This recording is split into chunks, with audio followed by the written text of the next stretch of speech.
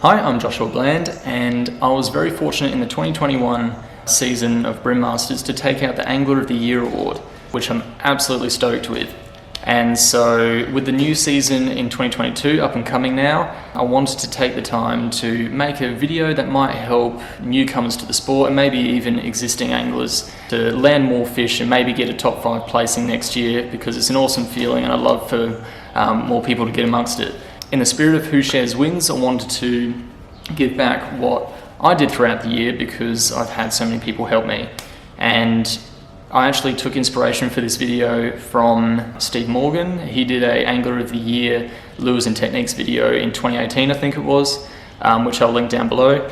And he goes through a much wider range of techniques. I think it's 15 plus lures or something, and alongside he'll run through videos of him actually using the lures. So if you're wanting something a little more in-depth and actually are shown how to use them, it's an incredibly valuable resource, and I recommend going and having a look at it. But without further ado, we'll run through what I did in the 2021 season, what helped me more reliably land fish into the kayak, and ultimately got me the win, which I'm very happy with. So we'll start with the West Lakes round, which was in the summer to autumn transition. So the water temperature was still up. I think it was above 20 degrees, and so when I see that, I think top water straight away. And so in the morning I was throwing top weight water with mixed success until I finally got a legal fish, and it actually carried through the entire day, so which was a little bit strange to have top water all day. But the lure that I was using was the bent minnow, which is this one here.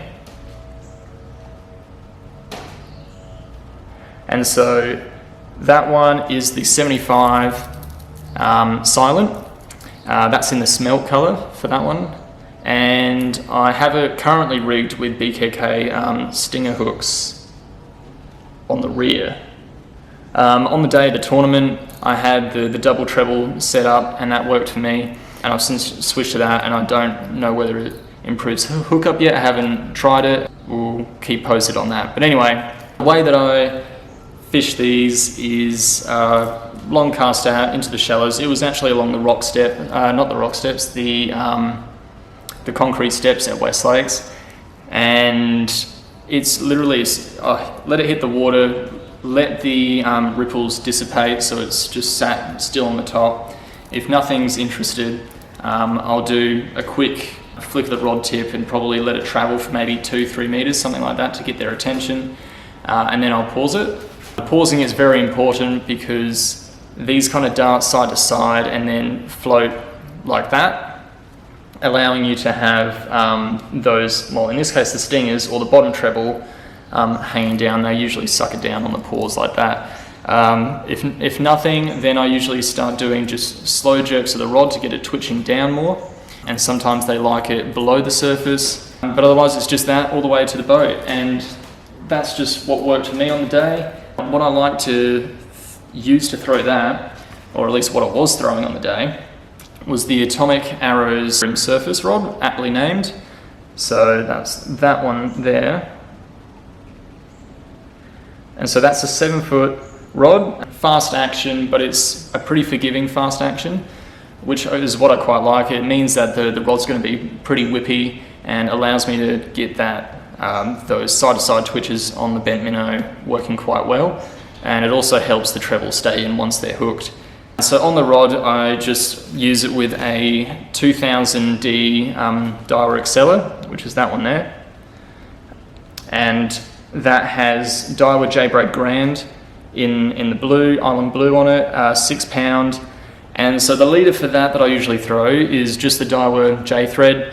Probably 6 to 8 pound is what I throw for my surface lures.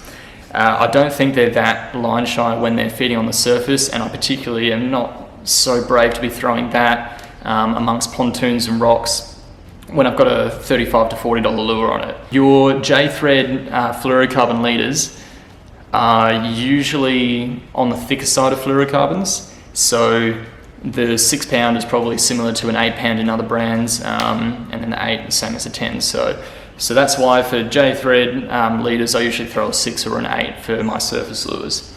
So that was the West Lakes round. Moving into the Yonka Paringa round, we're now looking at a winter bite. So I still fish the edges even in winter for the yonk, and so now that we've got an estuary, I actually focused on the edges up closer to the mouth. And so it was a whole bunch of rocky bottom with a weed border. And so I was finding they were in between that weed and the edge. And so all I was doing was casting soft plastics. In this case, it was the Daiwa Baitjunkie Minnow in a 2.5. And so that's the Bloodworm colour on a TT Lures Headlockz jig head. That's a size 2 heavy gauge and a 1/16 weight on that. I was actually throwing that without the painted jig head on the day. And so all I do for that is cast it up into the shallows, almost to the edge of the bank, and then just slow retrieve out. And I try to go as slow as I can with just the slow roll. You want that tail kicking, but I prefer to not have it hitting the bottom. So if it's starting to hit the bottom, I'll speed up a little bit just to get it up. But yeah, they're all taking it on the slow roll. I didn't really have to do terribly too much. And so the gear that I throw that on is actually the Daiwa Infeet 2020 model. So that's just the base model. So that's that one there. And so that's a 732, and that's matched with another Daiwa Exceler. This one has Unitika braid on it. I think it's a P.6, which probably is about 12 to 14 pound or something like that. If I was to guess, I'd say it was Shoregame or Shore Jigging PE. But yeah, that and the Grand in 6 pound, I'll use those interchangeably. I think they're both fantastic braids. And so yeah, the rod is really nice because that extra length of 7'3" compared to a 7 foot, I find is really nice for not only casting distance, but for setting hooks once they bite. And so I just find it gives me a lot of control over the fish and setting that hook. I was finding that on the day that I wasn't pinning as many fish as I'd like. I had a couple of drop fish, which is the reason why I actually have switched to light gauge hooks in my jig heads. So if we move over to the final round, the third round, which is the Glenelg River down in the southeast, we're now entering a spring, and I was finding on the sounder that they were being associated with undercut cliff faces. I could tell which ones were the cliff faces that I liked because they had this mossy green kind of grass on the surface of them, so they just stood out in the whole river.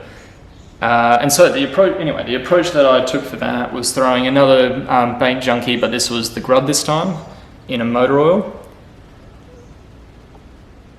And so that one there, I put it with a 1/16 again, but this is the light gauge Headlockz now. And I actually started painting my jig heads. So that is it's just a powder paint that I got from fishing.com.au. I don't think it matters too much on the colour. If you want to get really nitpicky, you can try to match colours with your plastic.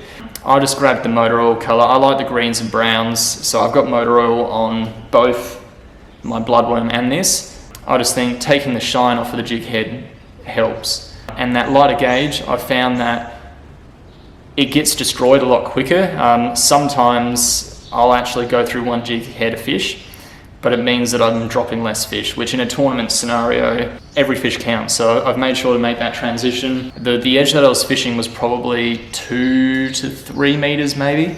And so it had a bunch of boulders on the bottom, and all I was doing was casting up current close to the rock wall and just bouncing it over the different boulders that were there. And they'd take it on the pause, which I usually leave about a 10-second pause, so they're pretty long pauses.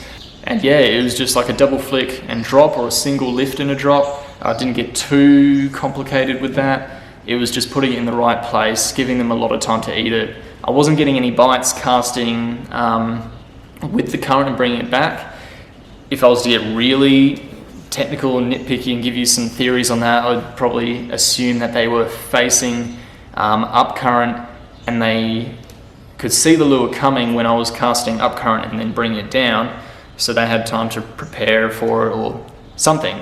But yeah, who knows? Anyway, that's what worked for me. I throw that on a 3 pound leader. I forgot to say, Onkaparinga round as well, I throw it on a 3-pound leader as well, which is a PE.8. The reason I've memorised that now is because I use the Yamatoyo Chinu Harris leader, and it doesn't say the poundage on it, so you need to memorise your PEs. So PE.8 is your 3-pound, and then there's the PE1, which is this one here, and that's your 4-pound leader.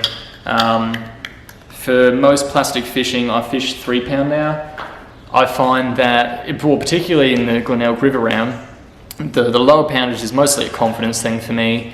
I haven't necessarily scientifically analysed whether it's going to be more consistently catching me fish, but the confidence definitely does, I think. And my opinion is, if the fish are going to bust you off on 3-pound in the rocks, they're going to bust you off on 4-pound anyway. So I may as well just drop the leader down, get the bite, and hope for the best to try to get him out. And you can actually pull pretty hard on 3-pound leader, which Ryan Newman showed me. So yeah, you can actually go a lot lighter than you think. So that, anyway, I throw 3-pound on that now. I'll also run through some scents as well. I scent all my lures for every single round I did. I figure all of these 1% things, the line size, the scent, I think that all just contributes to catching that one extra fish, which might be the difference from a top 5 placing or not. So anyway, the scents that I use is Procure at the moment. So I use Supergel in either the shrimp or inshore salt water. I use those two interchangeably. I think they're both good. I find that if I want something that's a little bit stinkier, I choose the tuna scent. In this case, it's the Procure Baitsauce. And so if you're wondering about the differences between the two, the gel is stickier and will stay on longer. This one, not so much, but it's got the same scent. I couldn't get the tuna in this one, which is why I went for it. And yeah, look, it does the job. I just have to reapply it more often, that's all. But yeah, anyway, scents work, and it's just another 1% thing that I like to have in my box. For any of you newcomers, I suppose this might be handy if you're interested. For your soft plastic fishing, I've switched to using a Samaki Slit foam case, which is that one there. And I just find that it organises your jig heads a lot better. There's less messing around. I know exactly what size I'm picking up, and yeah, they're all just in good condition. So that's a handy thing. If you want to pick one of those up, it definitely saves you a lot of time and hassle when you're on the water in a tournament scenario. I find that every second is kind of important. Another thing, I've since switched my Arrowz rod out for a Samurai Infinite, which I found has much the same taper. It's just got more premium components on it. It's a very nice rod, and I don't use the Arrowz as much anymore, just because I've got this one, because yeah, again, they're much the same rod, just one's a budget version and then one's your premium version, I suppose. Apart from all that, just confidence, I would say, is the most important thing for your bream fishing and tournament fishing. So have a plan and just being confident in everything you're going to do. It won't always work for you, but I find that confidence can really make or break a day. So that's my recap of the 2021 tournament season and what helped me reliably and consistently catch fish, and I hope that it helped anyone who's watching. Maybe you could take a few of these tips away and, who knows, get a top 5 place. That'd be fantastic. That's what I'd like to see. So yeah, good luck in the next season.